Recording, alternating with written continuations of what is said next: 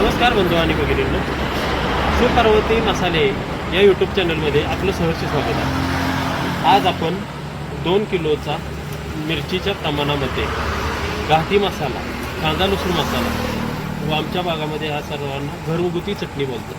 व ह्या घरगुती चटणीसाठी जे काही मिरच्यांचे व मसाल्याचे जे काही प्रमाण लागणार आहे ते आपण ह्या व्हिडिओमध्ये पाहणार आहोत। चला तर मग आपण व्हिडिओला सुरुवात करूया आणि सर्वप्रथम मिरच्या कोणत्या कोणत्या कशा पद्धतीने घ्यायच्या ते पाहूया। ही आहे लवंगी मिरची, जे की तुम्हाला जर झणझणीत गाठी मसाला आम्ही बनवणार आहोत आत्ता, तर याच्यासाठी लवंगी मिरची ही 1 किलो घेणार आहोत। ही रेशीम पट्टा जातीची मिरची आहे।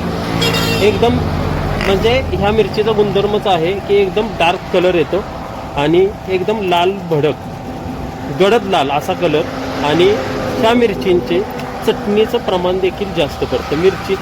मिरची पावडर देखील जास्त पडते ह्या मिरच्यांची। ही अर्धा किलो वापरणार आहोत आपण ह्या चटणीसाठी। परत ही गंटूर मिरची आहे, एकदम डिलक्स क्वालिटी गंटूर मिरची आहे। ही मिरची अर्धा किलो वापरणार आहोत। अशा लवंगी 1 किलो, ही गंटूर अर्धा किलो, रेशीम पट्टा अर्धा किलो, अशी 2 किलो झाली। आणि ही बेडगी मिरची कलरसाठी जी वापरली जाते, ही आपण कर्नाटकी बेडगी येते, ही कर्नाटकी बेडगी अर्धा किलो वापरणार आहोत, जेणेकरून मिरची 2.5 किलो। आता तुम्हाला प्रश्न पडला असेल की ह्यांनी मिरची 2.5 किलो घेतली आहे। मिरची 2.5 किलो घेतली आहे म्हणजे मिरची 2.5 किलो घेतल्यानंतर ह्याच्यामध्ये मिरचीमध्ये वाळून मिरचीला ऊन द्यावं। त्याच्यानंतर मिरचीचे देठ काढताना मिरचीची ह्या पद्धतीने नाही काढायचा, असा देठ मोडायचा एवढाच। हे देठ काढून त्याच्यातली मिरची थोड्याफार प्रमाणात ही देठांची घाण वगैरे निघून ही अर्धा किलो वाळून निवडून मिरची घट होते त्यामुळे, आणि त्याला मसाला 2 किलोचा येतो। 2 किलोच्या प्रमाणामध्ये मसाला जो काही लागणार आहे ते आपण आता इथून पुढच्या व्हिडिओमध्ये पाहणार आहोत। तर मग मसाल्यामध्ये सर्वप्रथम आपण जिरे घेणार आहोत।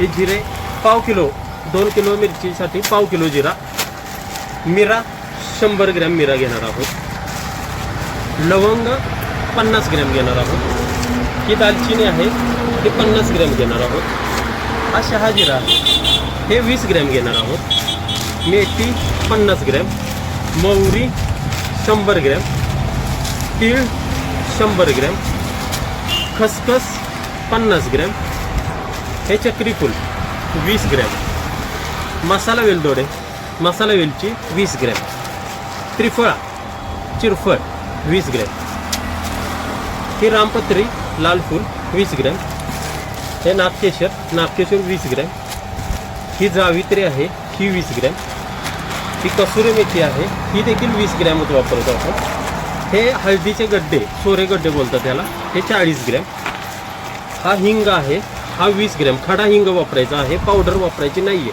हा खडा हिंग तेलामध्ये तळायचा। हा धना आहे हा अर्धा किलो वापरला जातो, 500 ग्रॅम।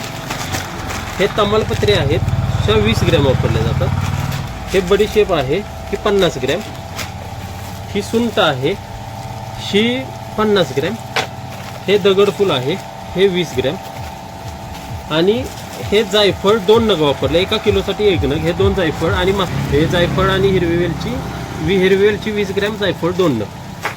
खोबरं तुम्हाला ज्या पद्धतीनं, आम्ही ह्या चटणीसाठी झणझणीत चटणी बनवायची आहे त्यामुळं किलोला पाव किलो ह्या प्रमाणाचं खोबरं वापरणार आहोत। जर कोणाकोणाला जर झणझणीत चटणी नको असेल तर खोबरं थोडंफार जास्त प्रमाणात खोबरं वापरावं। खोबरं अर्धा किलो वापरले आम्ही, म्हणजे किलोला पाव किलोच्या प्रमाणात।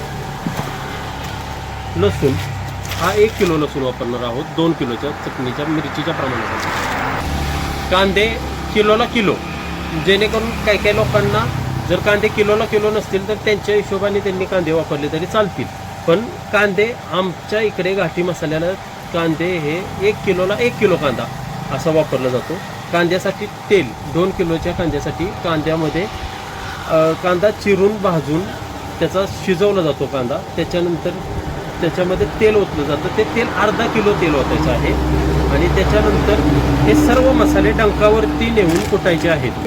घरगुती चटणी बनवण्यासंदर्भात अधिक माहिती हवी असल्यास डिस्क्रिप्शन बॉक्समध्ये मी माझा नंबर तुम्हाला देत आहे। तुम्हाला कोणताही चटणी बनवण्यात प्रॉब्लेम येत असेल कधीही तुम्ही मला कॉल करा, मी तुम्हाला प्रॉपर गायडन्स देऊ शकतो।